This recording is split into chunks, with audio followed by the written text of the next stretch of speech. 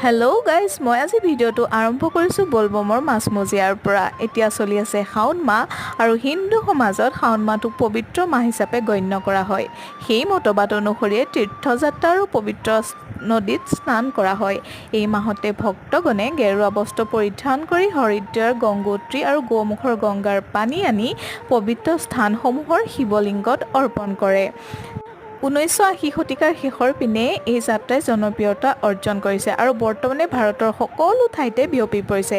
এই যাত্ৰাক মূলতে কাৱৰ যাত্ৰা বোলে আৰু যাত্ৰীসকলে কান্ধত এযোৰ ভাৰ ওলোমাই আনে, সেইবাবে হয়তো যাত্ৰীসকলক কাৱৰীয়া বোলে।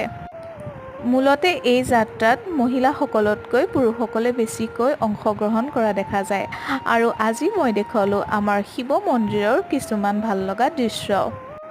বতৰ ডাৱৰীয়া। আৰু এটা কথা কওঁ, যেতিয়াৰ পৰা নিজক ভাল পাবলৈ শিকিছোঁ তেতিয়াৰ পৰা নিজক ধুনীয়া দেখা হৈছোঁ।